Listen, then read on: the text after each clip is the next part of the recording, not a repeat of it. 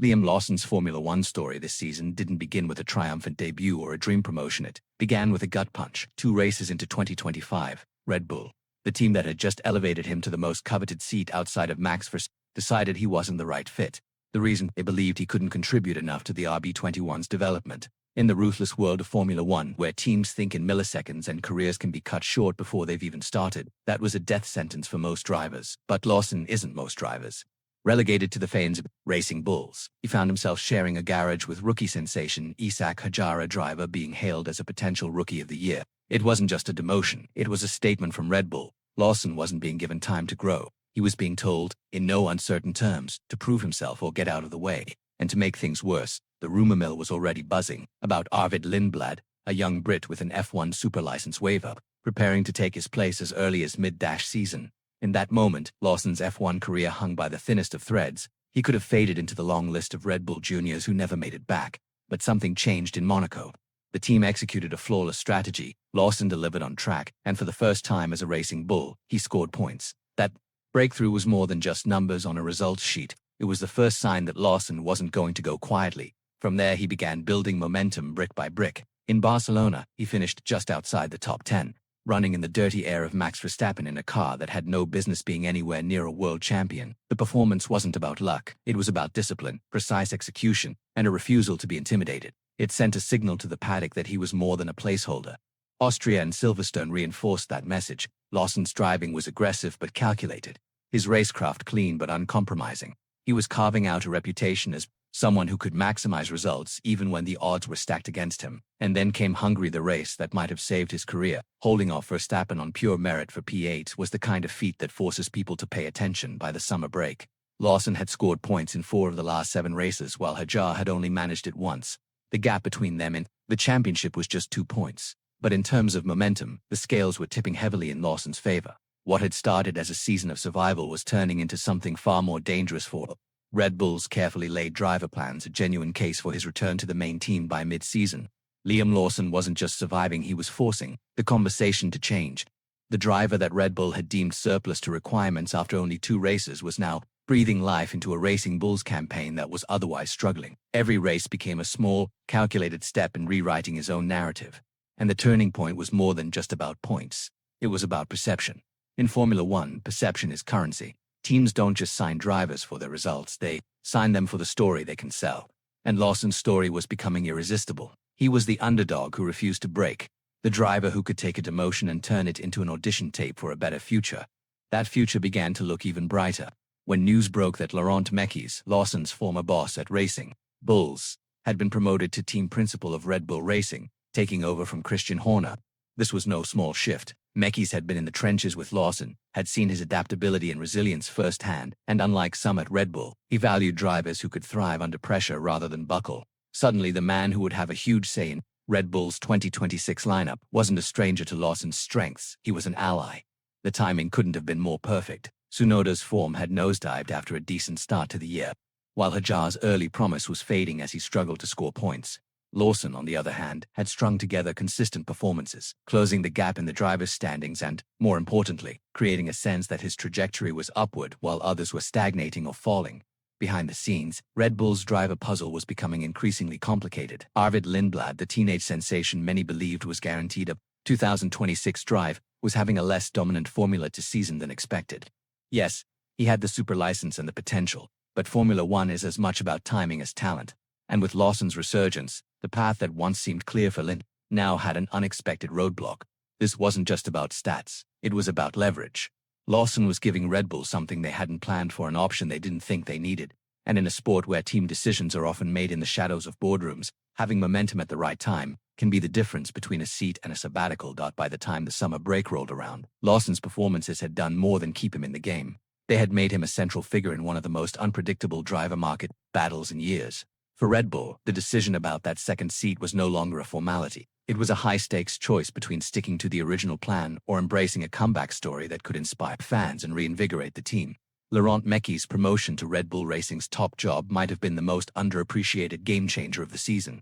Most fans were focused on the on-track action, but in Formula One, the biggest shifts often happen far from the cameras. Mekies isn't just another corporate figure in a suit, he's a hands-on leader with deep experience in the sport, someone who knows how to balance engineering priorities with the human side of racing. His relationship with Lawson stretches back to the Racing Bulls garage, where he saw the Kiwi navigate one of the toughest assignments in the sport, stepping into a car mid-season with almost no preparation and delivering competitive performances. Mekies understands the brutal learning curve Lawson faced, and he knows that potential can't always be measured in 2 early season races. Inside the Red Bull ecosystem, Mekies has a reputation for fairness, a rarity in an organization famous for its quick decisions on driver lineups. His approach contrasts with the previous philosophy, which often favored immediate results over long-term development. That's not to say Mekies will hesitate to make tough calls. Rather, he'll make them with a broader view of what's best for the team's future. For Lawson, this is huge. Not only does he have an advocate in the most important position at Red Bull, but he also has someone who's already inclined to value his persistence and adaptability. Mekies has worked with all 3 contenders for that second seats, Hadjar and Lawson, and while Tsunoda remains a priority for the team to fix, the clock is ticking. Tsunoda's inconsistency is hurting his case. Hadjar is under pressure from Lawson in the standings, and Lindblad's hype has cooled. Sources close to the paddock suggest that Mekies is quietly pushing for a more thorough evaluation of Lawson before any final decision is made for 2026. That means more races, more opportunities to prove that Hungary wasn't a one-off, and more chances to show he can deliver under sustained pressure. The other factor, Red Bull's wider strategic challenge. The RB21's development issues have limited their ability to draw technical inspiration from the junior team, which means the second seat at Red Bull Racing is going to be about more than just pace. It will require a driver who can give consistent, constructive feedback to help develop the car. Lawson's diverse background in DTM and Super Formula gives him an edge here. He's driven different machinery, adapted to different setups, and brought home results in environments where adaptability is the only constant. Mekies knows this, and as the season moves into its final stretch, his influence could be the difference between both Lawson being remembered as a mid-season footnote or being written into Red Bull's next chapter. The fight for Red Bull's second seat has become a storyline as compelling as any championship battle. On one side, you have Yuki Tsunoda, the incumbent, a driver who has shown flashes of brilliance but struggles with consistency. On another, Ishak Hadjar, the rookie whose early season promise has dimmed under the pressure of delivering week in, week out. And now, Liam Lawson, the comeback kid who refuses to fade into the background for Tsunoda. The challenge is straightforward but daunting: rediscover his best form before the season ends. Laurent Mekies has openly said that the team's priority is to give Yuki what he needs to perform. But patience is not infinite in Formula One. Every weekend Tsunoda fails to deliver is another weekend. Lawson gains ground in the eyes of decision-makers. Hadjar's situation is just as tricky. As the younger, less experienced driver, he's expected to have a learning curve, but Formula One is an unforgiving place. While his rookie campaign started strong, Lawson's late-season surge has cut the gap between them to just 2 points. Worse still, Hadjar's only top 10 finish since Barcelona came on a day when Lawson was right behind him. The optics aren't good. Then there's Hadjar Lindblad. Coming into 2025, the teenage sensation was all but guaranteed a seat for 2026. He had the super license, the Red Bull backing, and the kind of hype that only comes once in a generation.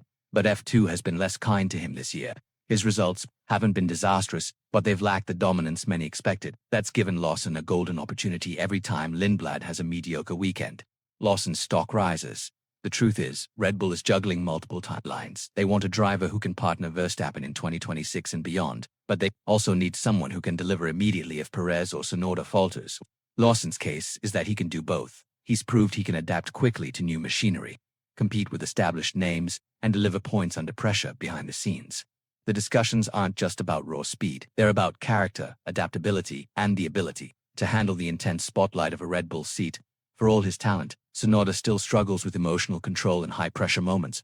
Hadjar is untested in that crucible. Lawson, on the other hand, has already been through it and come out sharper as the season moves into its decisive phase.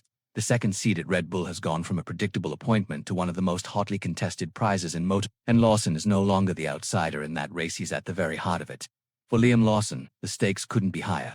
Formula One careers are fragile things, often decided by a handful of races or even a single moment. This is a sport where timing is everything, and Lawson's resurgence has come at exactly the right time. If Red Bull gives him the nod for 2026, it would be a vindication not just of his talent, but of his resilience. Few drivers survive a mid-season demotion and come back stronger. Fewer still do it in the glare of the most scrutinized driver program in motor. It would send a message to the entire paddock that perseverance can pay off. even in the cutthroat environment of modern F1. If they don't, Lawson's options narrow considerably. Other teams may be watching, impressed by his performances, but seats are scarce, and the competition is fierce. A wrong move now could see him consigned to the reserve role, carousel that has ended so many promising careers. The irony is that Red Bull's own decision-making style, once a weakness for Lawson, may now be his best hope. Under Laurent Mekies, the team seems poised to slow down, evaluate, and think beyond immediate results. That gives Lawson more time to keep building his case.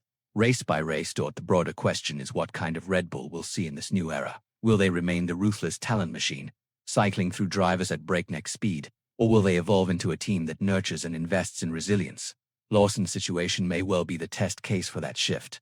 For fans, the appeal is obvious. Stories like Lawson's are what make Formula One more than just engineering and lap times. They make it human. They remind us that behind every helmet is someone fighting for their career, their dream, and their place in history. As we head into the final races of the season, every lap Lawson drives will feel heavier, loaded with meaning. Every overtake, every defensive move, every point scored could be the one that tips the scales. And somewhere in the Red Bull offices, Laurent Mekies will be watching, weighing not just the data, but the man behind the wheel. So, here's the question. Has Liam Lawson done enough to not only stay in Formula One but to reclaim his place in Red Bull's main team? Or will the politics and timelines of the sport push him aside in favor of the next big prospect? One thing's for sure, this fight isn't over. And in F1, the most dangerous driver is the one who has nothing left to lose.